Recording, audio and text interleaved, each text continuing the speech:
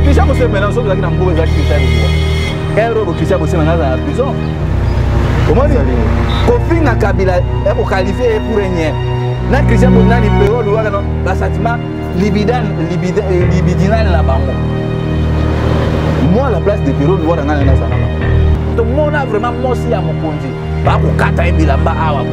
Et le qu'on a ni la régime à Kassabou, ici au Salema, ni la régime à Mobutu, ici au Salema, ni la régime à Mouzé, ni la régime à Kabila. Le Didier Boudimba l'objet que Félix Tshisekedi a sali et belé au Kabila, sali na 18 ans, au président ex-président Nabiso Mobutu a sali na 32 ans. Le Didier Boudimba abi moi na mboka Félix Tshisekedi a sali koleka ba pouvoir au eleka kitope au Kabila le père a sali. Didier Boudimba excellence à lui, on sait que Alain a raison. Raison est sur les andénéens. Donc ba sali ba yibi plus que même un Mobutu. Là, coup de chapeau. Bayeyi, babundisi bambanda na palais présidentiel. Au moins la réussite n'est pas bon. Parce que dans le Loba, il y a acharnement, il y a un qui s'est battu, il y a un qui s'est battu, il y a un qui s'est battu, il y a un qui Félix Aki, il y a Félix Nani. Les compétences, Kobundisa Bambanda, il y a un Félix. Mais c'est plus grave que l'homme doit gérer ma expression sentimentale, il a été payé pour se placer. Et non, quand on a l'idée, c'est ça, la sorcellerie, partie au Boisa, il faut pas ça d'influence à partir où. Les gens comme le Didier Boudi, très sérieux, responsable de Gouechi. Didier Boudi ne peut pas être ministre. Ah bon? Ni moi-même, beaucoup maître. Niveau de compétence, qui est ça, non, mais il a Didier Boudi nous a placé. Si on dit que non, il est Maël Naïza, il y a des détournements, là je suis d'accord. Parce que Didier Boudi, il a fait plusieurs fois ma prison en Belgique. Pour ma signature. Donc, les actes qui y a des signatures qui chekoula au Diwana.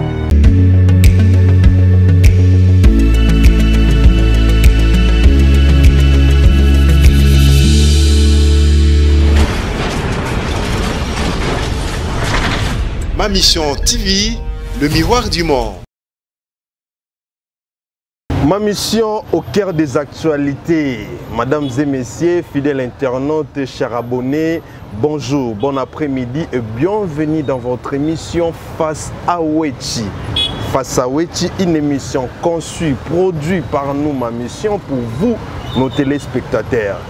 Bandeko babolingani boyi malamu na émission bisika tout bokolanda biso na kati ya Congo Kinshasa to pe libanda ya mboka na Congo Brazzaville boyi malamu eza ya bino bongo ndeko na bino Alexis Wechi oya yameli bino mwana mboka Bruno Mimbenga ndeko Bruno Mbote mingi ndeko Alexis, merci na invitation na bino et puis na pesi mbote na bandi nyonso ya Ma Mission TV ya madame Bibi Kaping na pesi pe mbote miska bazali. Merci beaucoup. Et puis to senga na batu balanda biso na ba etandeke misusu ba s'abonner na Ma Mission TV voilà. Merci beaucoup. Par la contribution na biso na kati ya chaîne. Merci beaucoup ndeko Bruno Mimbenga ndenge bomoni bandeko balandi actualité kosopana toujours to monaki élection ba gouverneur et les kaki les pro Tshisekedi les candidats de l'Union sacrée bazui ba place ebele koleka ba indépendant topé ba parti politique mususu to monaki ndenge nini Al Jazeera o ezali chaîne internationale et salaki ba reportage pona na sitine o eleka ki mokolo ya les 6 na palais du peuple koloba que mondeko Félix Tshisekedi azali dictateur et que police ko sala mosala malamu te to monaki les sous ndenge nini ndeko pero lo Twitter qui abimaki na silence pour dire que à kozonga simate et loko kobangisa ezate à continuer ko défendre pays naye à travers mosala naye pe tomoni na Djougou na Ituri na territoire ya Djougou tomoni 5 ans comment est-ce que les massacres au salami na bandeko ya Kodeko na ba rebelle ya Kodeko envers bandeko na biso ya ba congolais ba kana est na Ituri il y a eu 52 morts même le bébé n'a pas été épargné. na ndeko Bruno Mimbenga ndeko tokosola mamutu ndeko Bruno Mimbenga reportage ya Al Jazeera oyo tali elobeli nini mpona mambo ya site nelekaki. Merci Ndegowech.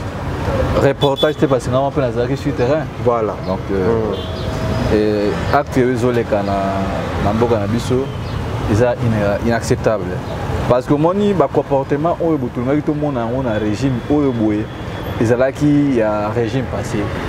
Maintenant tozotala biloko oyo elekanaki vendredi, cela démontre que non le régime en place bazo banga population parce que bayebi que non peuple oyaki et belé abatu babimaki la seule manière esengaki pona ko panza bato ezali kana nzela répression ndenge tout monde qui y a eu de blessés et puis dans des militants na biso ya ici des autres masasi parce que tant que la bilo oyobo le problème est très simple ya kozwa batu pour encadrer marche institut wana ti baki batiki mimo na bango c'est ça même la beauté de la démocratie mais démocratie oyo IDPS ko tali sa biso oyobo to ko comprendre été on avait compris que non Kabila peut-être azalaki mutu azamba mesanaki na makamate mais Félix état mutu oyo boy ayebi souffrance ya bitumba oto bundi nango ayako matina na niveau wana te yango zo mona biso état ke bayi kongomani ba résister ba bunde ya mboka acte o Félix akotalisa ayeba que non devant un dictateur to négocier na été dictateur ba se débarrasser na parce que si tu na liboso et soukana ba répression ya Markwana il y a vendredi écoulé avant to komana oyo boy bomonaki ba militant misusu bazalaki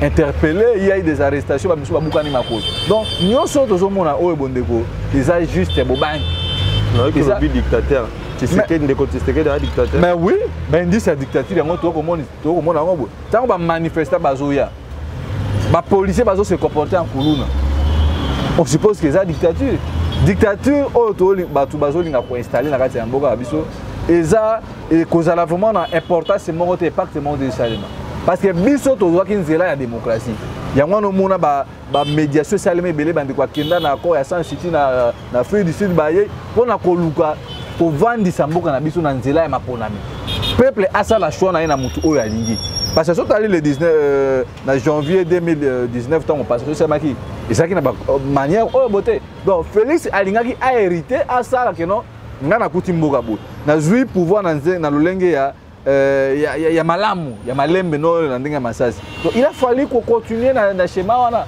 maintenant on mona lo oyo ba répression ba arrestation brutalité comme ça et ça kotali c'est que non l'UDPS au fait ce n'est pas un parti démocrate même ce totali IDPS ils ont reflété image ya mabele lo ogo yango no mona que non nyonso wana to ko résumer yango eza bobangi ndeza ko sala ndiko Félix parce que premier adversaire na eza bilan na bilan est largement négatif si tous les plans sectoriels on mona que non makambo ko tambola te alors ko tala boye monsieur Félix ayeba yango que Kabila fut un ancien rebelle militaire formé même à Kabila zoa formation militaire na Chine mais ce qui peuple wana a réussi ça à se débarrasser et au plus fort raison Félix donc il y aura des arrestations bakokanga batu mais peuple a rotika démarche n'était parce que démocratie oh biso tozolinga to tia yango eza démocratie te no maluba parce que biso tant qu'on na pouvoir biso la muka tant tozoya na pouvoir il faut to imposer démocratie oh que non même ngai soki na komi que non na ministre na sali mabe mibeko ya mboka ça ni sanctionner ngai mais ça te ko to komona le régime ya IDPS batu ba ko sala ba désordre ba ko luka ko imposer volonté o ya bango et non ko sala volonté ya peuple alors baso benga ma parti démocrate par rapport à quoi donc nyonso wana ndeko Alexis moi je vous dirais que non monsieur Félix ayeba yango face à un dictateur on n'aura même pas l'état pour négocier pour dicter pour discuter donc devant un dictateur on se débarrasse de lui ndenge na 2023 pour se débarrasser de Félix parce que aux qui vendredi il y aura une série d'actions au biso peut ça on a cadre de la jeunesse mais pour sensibiliser les jeunes pour na kosenga que non transparence et mona na banzela nyonso eza na nzela ya maponami eza na kati ya ba entreprise eza na kati ya ba bisika nyonso ba bavandi il faut to démocratie na no biso toza nango oyo ndeko Alexis eza na no bébé il a fallu sur bo IDPS akolisa ye apesa biloko akolia pour que non a mis sur batu ba mona non oui certainement IDPS il y a pas Pétain Tshisekedi bitumba o babundaki lelo o boye ba matérialiser vision na bango. Problème c'est ngwana, il paraît que non papa Etienne Tshisekedi bana ko munda bitumba pour la démocratie. Il paraît ça bon. Mais il paraît na tchengo, il paraît que non UDPS y a papa Etienne Tshisekedi. Et c'est là qui parti démocratique. Mais aujourd'hui on en sommes. Aujourd'hui on a que non UDPS et ça lokola un groupe déjà là au boye bazui bazolinga bazwa mboka à leur profit. Lokola Kabila nyokola ki biso peto ça nini tu as venger. Or on ne peut pas construire le pays comme ça. Ce qui il peut ça venger peut-être dans la répression ya batu oyo ba sala ki na 2023. Mais il peut c'est quoi alinga ki aya kotia ba base pour corriger ba erreur ya batu wana parce que Kabila avait un esprit militaire. Mais Félix a collé na kati ya famille oyo batu batama ba balabala. Au moins la différence c'est donc alinga corriger ba erreur wana que non voilà ba manifestant besoin revendiquer droit na bino allez la police votre mission ils a boksa nini bo encadrer ba tona tibiske ba aucun mais fort regrettable to komona na mboka oyo boye ba policier na ba autorité na bango supérieur ba ko se comporter en kuluna. Donc moi je pense que non, nous devons protéger ndenge to bandaki schéma ya élection en 2006 2011 2018 to continuons dans zela wana. Parce que tout le choix ya peuple les à l'exprimer. Parce que Kabila ba ki non naza na nyonso naza minduki naza na mbongo koso naza ba relation na nganzama. Ti le pele na sala ngo. Mais so a réussi ko sala ngo te parce que volonté ya peuple ba liwa ba rosi mukendi. Est ce que zo bela IDPS lo wote. Parce que dans linga to sala mabe. Il faut total la que no ba Thérèse Kapangala ba kufelani. Ba sango ba beta ma pona makambo oyo. Donc IDPS allait donner un modèle que non oui certainement babundaki quand même valeur, il y a démocratie, poser quand même jalon. Même ceux qui vont continuer en route jusqu'à l'infini, mais jalon base solide ça nini. Et ça l'a déjà tracé. C'est comme ça. Beaucoup senga ndeko Brino Mimbenga bolimbi sindeko na ngai. Beaucoup senga consensus, mais bango balingi te tout monde baza ko avancer le mokola lundi na parlement, baza ko procéder na vote à ba loi, ba ko kenda pena, ba ko tala bino même pas. Siko soki esali ki baketi na suka ba voter ba loi et que bino bo participer te et cause la bonne. Non, ndeko loi wana bazo sala ngo pour faire plaisir na ba individu parce que peuple ayebi lolenge nini ba ko se débarrasser na régime. Parce que constitution est très clair. Article 64 lobby clairement que non pour peuple ça na pifo. Mandat wana ya côté mais la mutu nyonso o azo luka ko so pouvoir na lolenge na makasi. Donc c'est ça que c'est ça qui va se passer d'ailleurs. Bon on est Tshisekedi d'accord Lucas parce que là oh Félix alinga kusala. Azo sala makambo na kiloma. Asa makambo na sandruma na kiyanki or ba jera mboka bongo te. Parce que mboka za basé na ba texte légaux oh boza na kati ya mobeko likonzi. Il est censé à respecter ango. Voilà. Maintenant ngozo luko violer ango. Peuple a kotika la otate. Tango yo lelo oye. Osali makambo oyo ozu bazuzi ya cour constitutionnelle o chebango. Osali bo chebango. Mais peuple azota la yo, population ça moi mukete. Asa déjà peuple congolais, tout sali déjà 3 élections en mboka biso, peuple a commis déjà mature. Au moins ça sa maturité wana parce que il y aura un temps où peuple on a côté la bois non avec ces messieurs couper ça y est des opportunités parce que biso même toujours bunda lelo consensus. Toi pour la consensus quand n'importe quelle élection to gagner to ba député to bimisa ba non toujours bunda pour que notre démocratie est vendue à la solide et ça le col en nzete toujours le kato kata yango maintenant to kata nzete wana il faut ko déraciner mabiloko ya mabeza ki na kati yango pour que non tango to kolona ba nzete musu ya sika et pesa un bouma malamu et ça comme si bokati bilanga e bosali nini bilanga na bino boloni ndunda bobandi ko sopela yango et non que non to kati kaka nzete et puis to tiki yango koi matiti musu ko bota non mais fondement nango surtout déraciner matiti na bête c'est ça que nous voulons donc on nyonso monsieur Félix a kosala moi je pense que non il a encore temps à revenir na raison parce que tant qu'on bozota la bu na miso squelette élection ça na ngwana et puis Félix est bien très bien yo ko la bato élection na bilani no pesa bato soki to est sur le plan social au réussite sur le plan sécuritaire sur le plan diplomatique na ba biloko wana nyonso. Mais quand tu parles de terme et à bilan, Ndeko Didier Boudimba lobby que Félix Tshisekedi a sali et belé Oyo Kabila salité na 18 ans Oyo ndeko Oyo président ex-président Nabiso Mobutu a salité na 32 ans ndeko Didier Boudimbo abi mwana mboka Félix Tshisekedi a sali koleka ba pouvoir Oyo eleka kitope Oyo Kabila le père a salité. Non ndeko weti ce que nani Didier Boudimbo excellence alobi bon c'est que a raison. Raison est ce que ça ndeni. Donc basali bayibi plus que même ndé Mobutu. Là, coup de chapeau. Bayeyi babundisi bambanda na palais présidentiel. Au moins la réussite na bango. Donc à se contredire ils l'ont monté parce que tout le monde a vraiment mosi à Mokonzi. Ba ko kata ebilamba awa bo. Et là on a ni na régime ya Kasavu, itika ko salema, ni na régime ya Mobutu, itika ko salema, ni na régime ya Mouze, ni na régime ya Kabila o uti kolongwa obo. Ozomona coup de chapeau na bango. Ba reçu ya koyiba mbongo.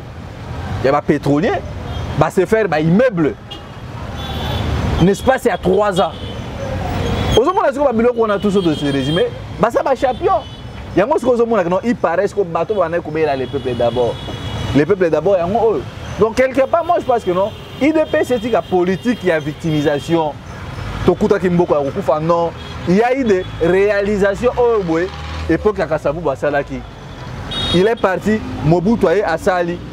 Mobutu a accueilli le père aïe et puis et ça va point positif. Et là quand on ça la IDP c'est ça, mutema mabe ya bondoki, kunya, la sorcellerie parti au boy ça et ça na kindo. Il faut pas ça différence sur la partie au. Parce que tant qu'on bino boye, bozo baka que non, Kabila bomimboka. Kabila sale le comme côté. Bon, Kabila ta bomimboka, mais ne fils que européen sa biso constitution. Na alternance. Na alternance o bango ba militaire IDPS mukwana banda koyemba. Oh Kabuya loba que non Kabila tali amoni parti serete alobi IDPS c'est un parti. C'est ça l'irresponsabilité. Les gens comme le Didier Boudimbo na bambo ça très sérieux responsable de Gouwechi. Didier Boudimbo ne peut pas être ministre. Ah bon pour nous. Ni moi-même bourgmestre. Mais ça m'a niveau ya compétence na yeza muke za na se. Parce que tant to loba eko mo no acharnement eko mi baba no kimisa ba kimisa ba kulu na biso pero. Mais ça m'a élite. Non, Maël Didier Boudimbo sa place ni. Ce qu'on dit que non il est Maël na yeza il y a pas de détournement là je suis d'accord. Parce que Didier Boudimbo il a fait plusieurs fois prison na Belgique hein.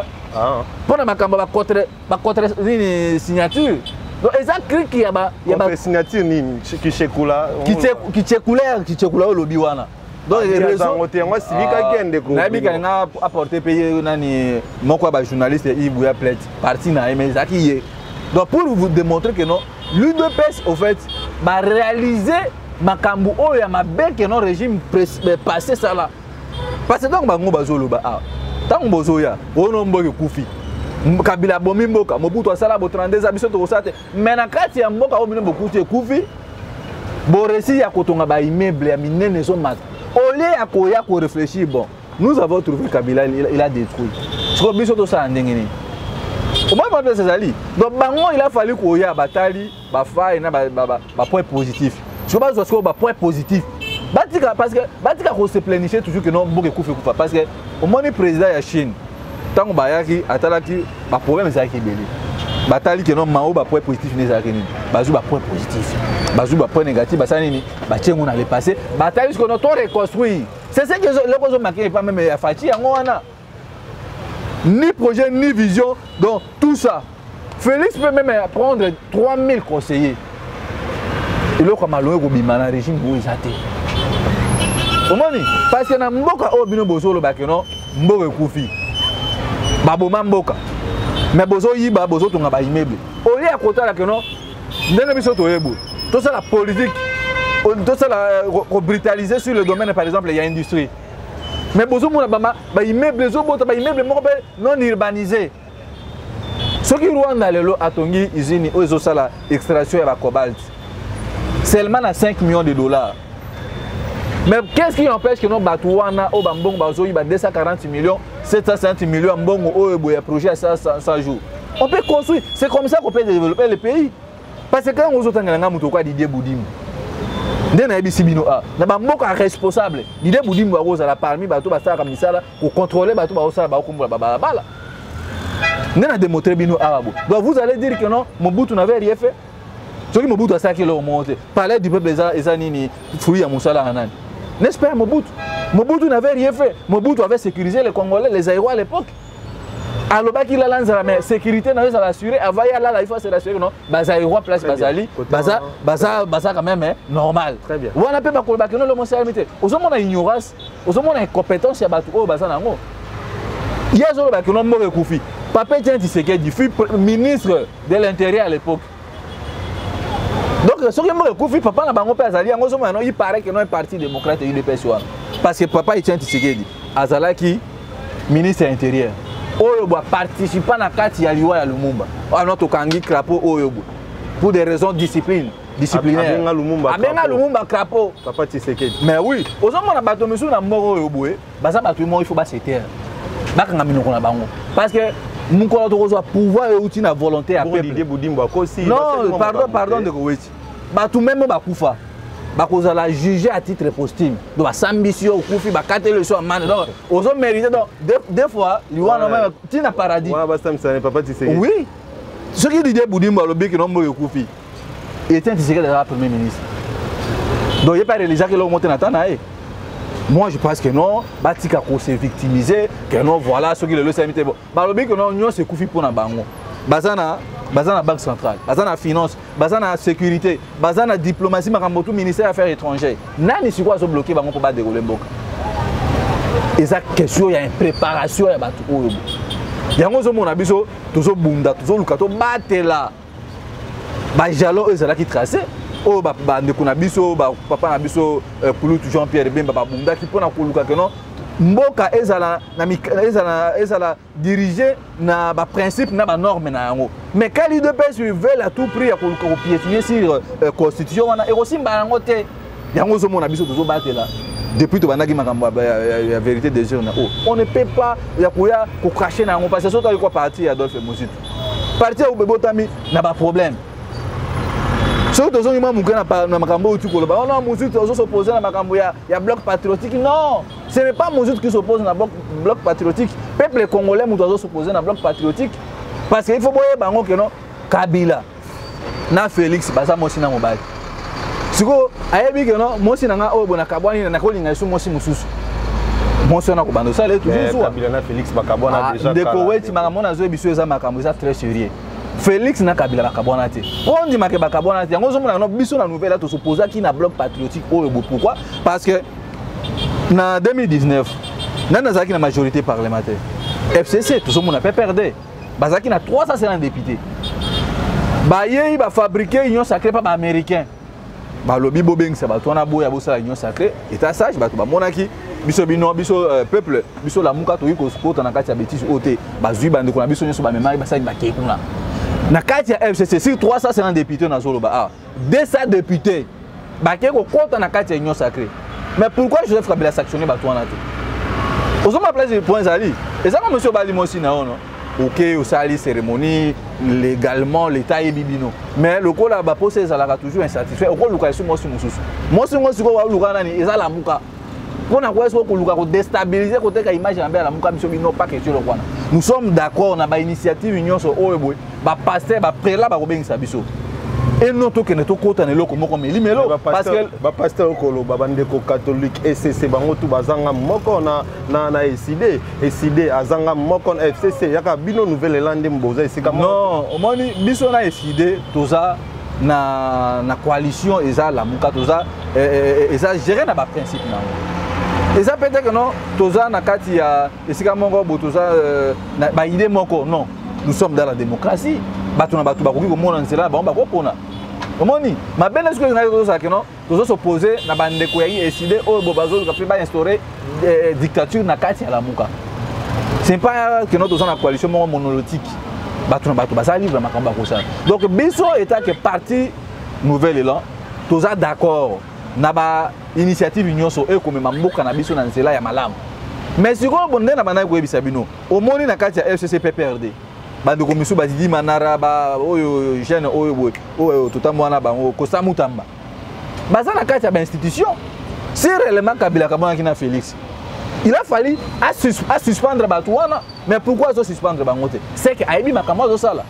omoni donc Kabila aza semer de troubles aye koto basali bo donc eza comme si politique moko ya diversion parce que na minute oyo bo tant moi azo ya que notre temps mona bande ko la muka ezo za déjà image ya ba leader na biso ezo za déjà sali yango zo mona biso to lobino to kotambola na batu oyo bo toza na bango projet de société moko et puis toujours défendre ba valeur moko parce que lelo oyo bo il faut e bango que non FCC tinenge to bimaki vendredi wana azane loko re piazo revendiquer FCC a bimité pour la réforme électorale.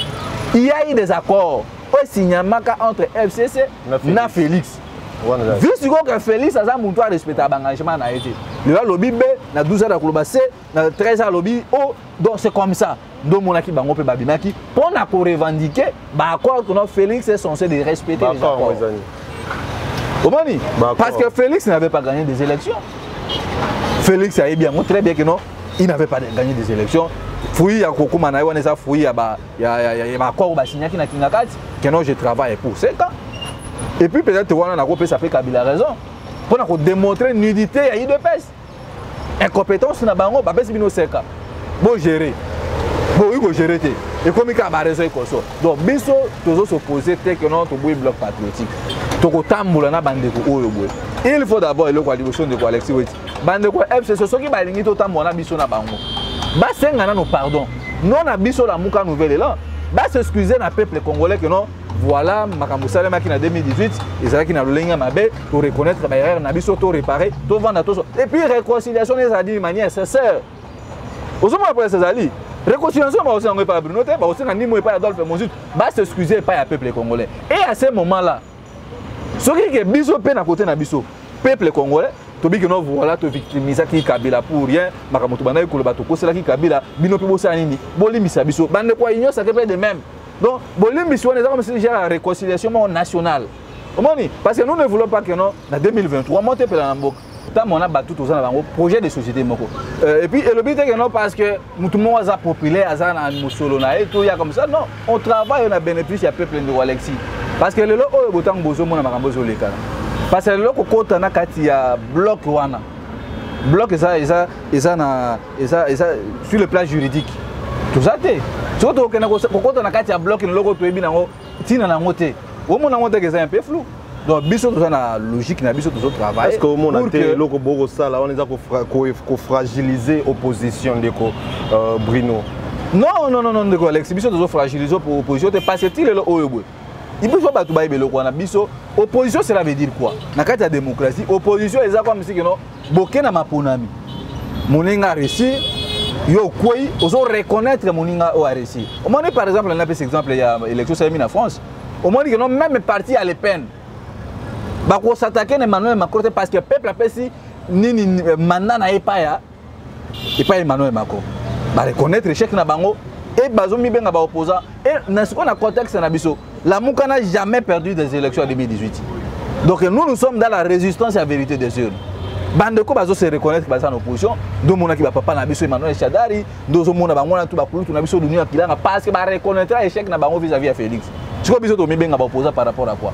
Yango zo mona le oyo boye. Tout ça na kati ya cacophonie, les gens ne comprennent pas opposition et puis la résistance. Donc pour nanga ils sont na bina suki sa makanisi nanga makambo ministre Didier Boudimba lobby donc dans un pays responsable les gens comme les Didier Boudimba bazo mériter te ko benga ba excellence parce que ba ko benga excellence par rapport à quoi nous avons vu la nudité de les compétences de l'UDPS en public yo ministre bazo salo formation accélérée à des semaines babilo connaissait makana Congo et puis na parti nini oboy Didier Boudimba ko bimela ministre azana combien de députés nationaux azana combien de députés provinciaux nous sommes les alisanga ya ba tchekoulé ya ba frappé parce que le régime c'est un régime de frappeurs ils sont venus non pour travailler pour changer makambo ba yé pour na ko s'enrichir ba poche na bango mais nazo regretter que non tant bazolo ba que non to to kutimbo ke baby mais bango bazo yiba bazo voyager bazo bundis mais yango natali ça que non na début ba sali ko leka Kabila po ba bundisa ba mbanda na kati ya palais présidentiel omoni balekis basali nini makambo malonga parce que bazoyi basa kota l'intérêt à peuple oyo Kabila banda ko yiba même avec réserve omoni basali makambo kitoko bazui bakomi ko piétiner constitution oh bango baboya kokota na 2006 oh bo papa Etienne Tshisekedi Daloba yango zo mona tozo tekno il paraît un parti UDPS ozoma zo bona parce que soki kano bakuta ki ba jaloux ça qui tracé constitution bango bana écouter mais là à l'époque baboya kokota na assemblée nationale n'est-ce pas ça qui fruit à Kabila lelo oh bo soki babena puka nyonso ba ndeko na biso ya mopopa batondi na Kinshasa banzela au Kabila tongi. À un moment donné, tout le monde a un sentiment bon. Tout à la côté positif, il y a Moutou. Tout le monde a un défaut. Même Félix Penengaza, malgré compétence, il ne sait pas à transformer palais présidentiel en site touristique. Lobi ko kazaki na Mombasa. Lobi kuno okeza na Soudan du Sud. Nous sommes ba voyage, nous sommes Félix Atamboli na ba Didier Boudimba. Na ba petit na e o teka Congo eza. Bongo liboso Congo ezaki nini? Ezaki na wenza bitula. Félix asali ke Congo comme na valeur na mboka. Oui, mais mel biso nini? Mel biso le romo. Ça pas bablo eza na bilan. Mais mel biso le romo côté ka commission réserve d'échange likola commission budget na 10 milliards. Kabila alongo na pouvoir tant ba travailler na Adolphe Muzitu. Totie ko za na dette extérieure. Mais dans le régime, au bout de 8 milliards, sur la réserve, il y a des places. Panier, il y a des mamans qui changent dans la carte. Bitambola, Tambola, sur Félix, Tambola, ça c'est un deuxième voyage qui est dans le Soudan du Sud. Ça nous a ramené quoi? Sur le plan diplomatique, sur le plan, il y a des investisseurs qui sont là. Aujourd'hui, on a besoin de matière à magamouter, n'importe quoi. Et il faut pas vendre bataille là non bila ça là vraiment que non bon salaire à Mathieu au monde salaire ni ba Mathieu o ba seigneur o ba za na grève yango ndozo ba Mathieu salaire non ba bilo comme ça ndeko bino bosa ba pandisa il faut totalisa na peuple Félix n'a rien foutu na 3 ans 4 ans au coup Félix Alexis ba congolais peut-être que non ceux qui continuent à lire sur le plan il y a 5 chantiers on allait peut-être avancer que d'autres monde moi je pense que non c'est un régime cancérogène même na rolo bango parce que tant d'autres monde ba kabuya ça Moussani il a des immeubles partout n'est-ce pas c'est à 4 ans Mboka Koufi Jean-Marc Kabou nous fait des villas par-ci par-là. N'est-ce pas, c'est à 4 ans Mboka Obama Bikono, Batouana Basalate, tout le monde a Félix, Banana, Bakomi, Presse au Congo. N'est-ce pas, c'est il y a 4 ans, tout le monde a Basali, des cabinets parallèles, depuis qu'est-ce qu'il y a un régime, il y a Kabila Sabilo Kwana. Maman Olivier Le Bazaki na cabinet, il n'y a pas. On suppose que non, quand il y a président, c'est Bazaka maison civile. Eux, Talib, Makamounio, sa famille, chef de l'État. Aujourd'hui, on a une bêtise, Makamou Barési.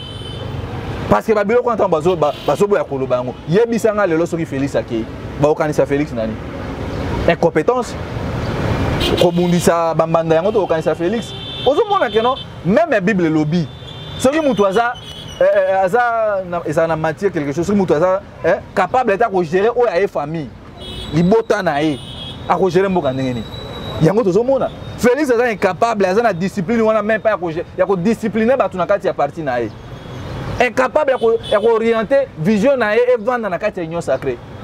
Tu vois, tout ce qu'il est en train de faire. Et aussi, mais à mon avis, union sacrée n'a pas de succès de Alexis. Union sacrée, c'est comme si bolingani na mwasi, bo sauter étape à fiasailles. Mbalamoko boko bana parce que bo so qui paraît ou bien marraine moko boy, bazana musol. Tu vois, comportement c'est quoi ma bé à moi sinon on va beaucoup se découvrir ensemble wapi na kati mbeto libala ndelelo obo komona. IDPS parti au pouvoir. Azo représenté dans l'Assemblée nationale combien de pourcentage? C'est pour ça, minoritairement, vous croyez que non, vous avez moins de 35 députés, au-delà de 75 députés, vous respectez, c'est ça qui a caractérisé. Il dit que ce monde que Félix n'avait pas gagné des élections en 2018. Merci beaucoup de parce que Bazouzi même à cour constitutionnelle. Bazaka na belema on a été. Donc pour nous résumer, nous sommes des journalistes.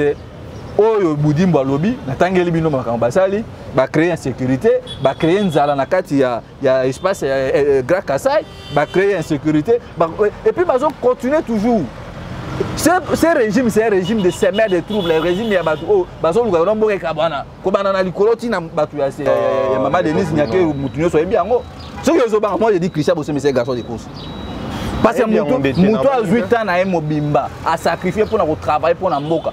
Et ça facile toi ben ça ba toi mitou makasi loko là la rebelle ozu kotobo azara surubewa ozu Jean-Pierre Bemba ozu obo osangisi bango maintenant on a zo mona garçon boye garçon de course azo courage wana non ceux qui bato bana kima ezate que no ka ba on tout ça monopole là omoni donc il faut tout respecter bato ba travail Donc Adolphe Muzito. Mais libido ni le komote que libido. Mais na libido donc c'est plus grave que non muto à ça aibi ko gérer ba expression sentimentale na été période va ko se placer. Tant on obi motion ya yo boti na ye. Otindi o ya yo batu bakata ibilamba. Non. Libido au-delà même bon terme on a peut-être ngapé lobby o ba ko la ngai. Donc moi je pense que dans des Christian Bosembe reproché Christian Bosembe aye ba ngo ke mais Christian Bosembe maintenant surtout qui na mboka ezaki l'état de droit. Héros Christian Bosembe dans la prison. Comment dire Kofinga Kabila est qualifié pour rien. Na Christian Bosembe ni pero lo wana ba sentiment libidinal na bango. Moi à la place de pero lo wana na sana bango. Donc moi je demanderais à biso ba jeune tout ça musa na biso ndenge singil tout respecter ba gars au travail. Ba papa na biso wana ba zo kita au travail. Biso siko il a fallu to profiter to zwa o ya malamu to copier pour to tongamboka. Et non to zwa makambo ya mabe bomona bango bomona ka mabe. Boza na pouvoir comme si boza na pouvoir te. Pour na moi moi $500 $1000 ba pesi o lekina te ko mo finga ba to ba Christian Bosembe o. Donc mon maman soki tant on va tourner na biso ana excellence Adolphe Muzito. Na ozo bino tant to ke na manaka. To bengisa bino bo to tamba na be mo ndako ba Christian Bosembe. Tala ndako ba Christian Bosembe. Mabe. Tala école Christian Bosembe. Eseni. Mais ça uta kuna ndima ngot. Andima ngo mais il faut savoir que na po bongisa ti. Tant bango bazo la ba sali makama malunga. Christian Bosembe pa na mboka ba sali. Kena kota la pa ba Christian Bosembe na bokungui kela. Est-ce que mai ya malunga ezali? Est-ce que nzele ezali? Mais ce soit courage au fin à travailler pour la Mboka. Mboka Zalaki, tant que vous travaillez dans Adolphe Muzito, vous avez quand même eu des aventures, investir, depuis que vous avez pouvoir na bango. Ni ne malonga basali. Ba investisseur ba koyaka tant que sécurité aussi là na Mboka wote. Ya mwana je mets Christian Bosembe garde que non, aye ba ndenge makambo oto zo continue nango obo. Tant que binga na Félix na bato na ba Didier Boudimbu, les Tony Moi baé les Jamal Kabou na ba Kabou na tout. Ou bien na Christian Bosembe. Mais Christian Bosembe déjà avant to binga Félix et moi déjà za ba précaution ñoo so de Alex. Moi je vous dis Christian Bosembe mboka obo bato ba Christian Bosembe to boto la bango ba case de presse wana. Bazo mérité ta kozala comme un avocat atanga ba Simba. So bote quand de ça comme un avocat c'est l'autre. Ba avocat comme avocat il semblerait que Didier Boudimbu passe à avocat. Oso mona na baroma a plaider pour la moute. To chité. Ndeko Bruno. Nous il y a les 7, na les 8. Il y a eu un grand massacre na côté à Est na Ituri, précisément à Djougou. Tout le monde bilan ba mort, tout le monde 52 morts. Dans les 52 morts, na ba bébé bazana kati. Ndeko Bruno. Mon kondiamboka dernièrement zalaki na ba rebelle. A Sengili sous table ronde, à sali sous prorogation, il y a état de siège. Mais tant qu'on a toujours mort, massacre qu'on continue, c'est quoi les problèmes? Qu'est-ce qu'il faut faire pour arrêter tout ça? Parce qu'il semble que le chef de l'État que ça la nyonso, mais qu'aussi maté. Ce qu'il faut faire dans un premier lien de volet, si le peuple il faut bien on a Félix. Parce que choix à Félix, il place à Zali on a et ça choix au Bouba Congolais bandai ko zelaté. Au moins parce que le lot tant que on a état de siège. État de siège. Fruit n'a pas retombé la Babylone qu'on a salini. Aujourd'hui pratiquement une année. C'est ça qui lancé dans mois mai, le autre pratiquement tout les 9. Bah oui si biso ba gouverneur militaire pour résoudre vie expérience na bango expertise na bango en matière sécuritaire. Mais c'est pas ça que oh ba Congomani ba na ko c'est la biso banso. Tout le monde a boyé. Yemoko Félix akenda na Ituri avant de sa bengisi ba partie prenante nyonso pour na koyoka bango table ronde utu ko bengisa pour la finalité nini parce que tant que ki tuwa liboso ba pesa ki cahier de charge ozo mona que non Félix a continuer ko multiplier ba voyage ba sortie pour que non bon qualité bimalaka a s'enrichir na ye donc en dehors ya wana Félix a ko sa ani le remonter Félix a ko tourner à rond omoni lelo oyo boy maka massacre le kani na butu ya lobby apoto ko malelo a ba soda na biso musa na bango za na ponani na ndaki ndeko moko ya bango enyo sacré ko bakano ba soda baza wana na est musa na bango za ko teka minduki ya mwana moni siko boy na mboka o za sérieux responsable bon na mona kana to na ba rebelle non il n'y a pas de rebelle na mboka na biso nous avons des agresseurs mais ennemis na biso ba ça connu il faudra maintenant na ango to komi il faudra des personnes courageuses pour prendre des décisions courageuses aussi pour nous défendre le patrie. Sinon, ce qui est bundeli ma belle c'est irresponsable na komona Félix ya ko tenir ba propos que non eza important te pour to bundela mabele et loko même Kabila tika ko sala ngote même musée à Sotan même Mobutu même Kasavu donc pour na Félix na habité ce qui na ngwa zui apesi courage wana ko kabola mabele ndenga lingi ko pesa pas batu tandis que parti na bango mongo UDPS baza na problème à vider toilette na bango baza na problème à ko kabola ba carte de membre na kati ya parti na bango mais bazo luba que non to bundela mabele na biso eza fruit ya irresponsabilité et puis eza fruit au non la faiblesse de l'État. On n'a pas une personne pour défendre les Congolais et les Congolais et mboka et au basali banda mboka puis basana kati parce que tant qu'on tozo mona OK ko négocier na ba Rwandais na Nairobi il a fallu na Félix ça ba décision et ma casque non moi j'accepte nazo zo ba rebelle na ngai ba ko deko ba misusu bino pe ba Uganda ba récupérer ba ADF na luna bino bozonga na bango que non négocier na bango mais regardez ce qui s'est passé ba ko imposer Félix il y a qu'on dit que quand il s'est Rwanda na kati ya gouvernement na biso ça mixage. Vous croyez que non tous ces gens là tant bazo ya on a mixage en Jérusalem. Tant que ça non le pays est en kati ya infiltration na animation nyonso. Mboko est en kati occupation. Ce qui na bina zonga en esprit, il y a résistance à l'élection. Je ne vois même pas importance à l'élection. Quand un pays est en kati ya occupation et là quoi liboso na nous. Il faut nous peuple en caution. Même les partis politiques, ils vont mettre un drapeau dans le côté. Donc, nous sommes tous honnêtes, nous sommes focalisés. Nous sommes libérés, nous sommes libérés.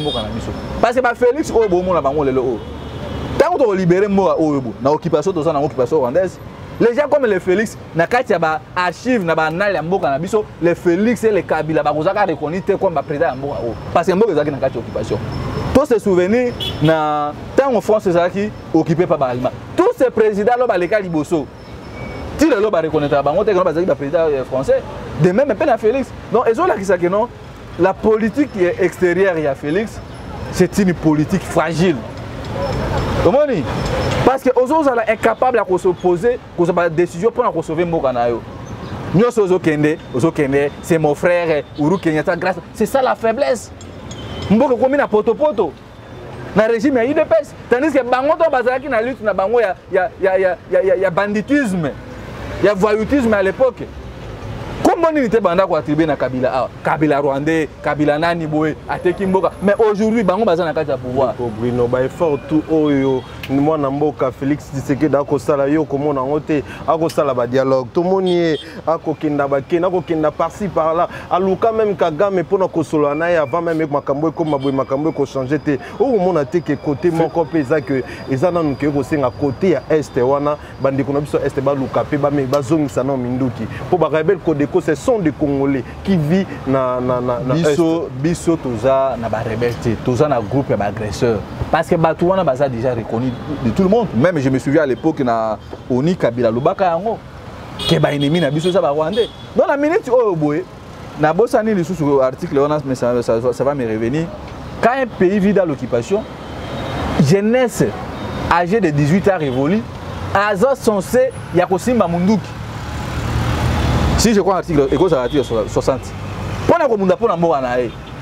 Omani parce que dans la zone mboka ko la Ukraine face à un grand Russie. Dans mboka Burundi. Ils ont télé mais Rwanda wana. Oba non les sous na kati Afrique du Sud. Mais bazo battre la souveraineté na bango. On peut blaguer avec toutes choses mais souveraineté na mboka biso. Yango lozo mona ne Alexis. Si biso ba jeune autres génération 85 team, maintenant on a 5, on a 7. Tout ça la tachote, trop bonde l'indépendance na biso, intégrité à mboka biso pour la deuxième fois. Omoni, Félix est ko zo mboka zo kabamboka. Ba Congolais il faut pas fungola miso. État de siège on est quoi boutine loko moko parce que ce état de siège vraiment répondant qui na attente ya ba Congolais. Bande ko na biso est ba senga ba longola yango te. Ce état de siège ezaki eloko malamu initiative ya malamu. Ba député il y a espace à grand est wana ba senga tek ba longo lokona c'est état de siège comme si élargissement il y a corruption et ça comme si aux Zimboka wana espace wana aux Zimbo PC parce que biso tout le monde aquí na Ituri ba Uganda ba tonginzela ti e ko ti pa na biso ba zo extrait ba minerai na biso ba zo ke na ko traiter yango na mboka na bango mais tala ba immeuble oyo boy ba Didier Boudimbu ba nani oyo ba Chila Lingeti ba Tony moi ba yibi mbongo. Est-ce que biso to kozanga mbongo vraiment que non 10 millions pour na kotonga ba usine. To moderniser même sur le plan industriel na kati ya mbongo na biso.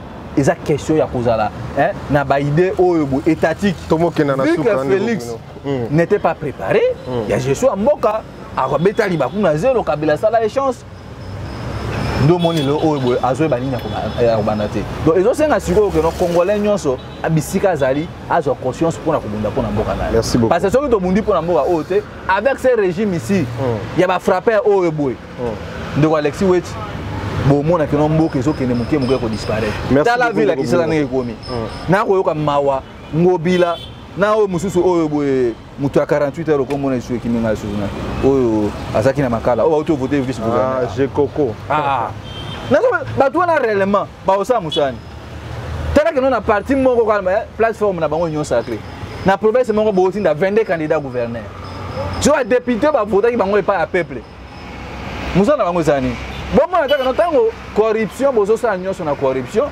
ozo mona que non au lieu batu wana ba représenter même ba gouverneur biso ba voter bango wana ba travailler pour na peuple ba bana suko travailler pour na bango te parce que ba wana ko redevable envers batu oyo ba ponaki bango ba tinaki bango ba sa ba gouverneur ya ozo mona biso une fois to gérer mboka toujours ça la politique ya redevabilité y que non chaque semestre toujours ngi pas ya peuple ko pesa bango compte rendu merci c'est ça que ya Félix depuis akena voyage à Liboso azongisa mbongo est-ce que mona ka Yesu Félix azongisa mbongo elengi ya mbongo ya mwana ozomona ke no makambo Félix asali o ba réaliser na 4 ans détournement bon détournement eza pona bango ba konzi mais nyose za moyibi eloko ba réaliser kitoko bambanda babunda yango na ko encourager même kulutu na ngapero Loire bisika zali courage bitumbana so na la pepero Loire na na zonga ki bakanga comme ça tout le monde a réellement que non état de droit on a mis en application parce que liberté d'expression la journaliste est placée bambanda ba finga obi même que non mwana mobalo garçon o bonani soki jilo munyerwana ba finga ba mama jani mabunda ba finga e ba partie intime na ye mais azalaki institution mobima mboka afinga papa mo oui afinga papa mo le PD to mona même Félix a afinga Kabila mais ni famille à Kabila portable talba Kabila za papier parce qu'on qualifier mutu na papier et président de ozomona que non IDPS c'est un parti de voyous IDPS c'est un parti de voyous Papa Tiens Tshisekedi président Kabila comme président de la République azo représenter mboka bibo ko kangama kama mwana wana Félix alobi Kabila za papier est-ce que vous continuez bien mon papier IDPS c'est finga maman Olive Lembe mais tu n'as jamais comme on maman Olive Lembe qui ne porter plainte pas ya hein ko kangisa journaliste mais na régime ma kan ba réaliser ngona Denise Nyake rapporter plainte ba Didier Boudimu ba petit non c'est devons comprendre c'est très grave même yango zo senga sio que no batu oh il faut to bengana bango Félix ibande ko ba e ba o que non Félix a ko faire face na hein a ko faire face na ba jeune o que non ils attaquent nos étapes passées. Nous sommes en train de sensibiliser. Merci. Je crois na ba jour le 17 peut-être na conférence au moninga na ngai Merlin vous va ça là parce que moi passé tous qui na machine na connaît pas na ngai. Nous continuons à sensibiliser les jeunes. D'accord. Nous allons défendre notre patrie et puis défendre la démocratie. Oh boy, ba papa na biso ba tracer jalon. Ce qui IDP c'est croire que non. Ba tunyo so ba leka na mboka ba sale le côté. Ba onde ba ko sa makambo. Alors bah merci beaucoup parce que Bazuino a formé la milice. Il n'est pas c'est parti des milices. Regarde Basaliwa. Mais c'est un milice déjà nous ont préparé dans Moka. Vous croyez que nous avec ces gens qui n'ont pas continuer à Bangobo? Non, c'est faux Alexis. Moi je pense que non Didier Boudim va reprendre l'école. Parce que nous sommes 5 ans avant, tant qu'il y a 5 ans à l'université pour pour la Moka, tout le monde a bâtiment la formation il y a restaurant, vous comme si vous ministre. Merci beaucoup Namono Tombogi Makasi. Merci Ndeko Bruno Mimbenge Salibiso malamu mingi koyamba lisusu na plateau ya ma mission télévision. Je pense que dans la souka pe ali bosote mesdames et messieurs bateau bolandi biso nana elongo na Ndeko Bruno Mimbenga topesi bino merci. On dit toujours que une façon ya ko soutenir biso eza ya ko liker pe ya ko partager ba lien. Ceux que vous abonné te abonne-toi na ma mission télévision. Et bongo ya ngai ya bino Ndeko Alexis Weti. Un grand merci à Olivier qui est derrière la caméra. Un grand merci à Mama Bibi Kapinga au Azali qui a assisté biso. Au revoir.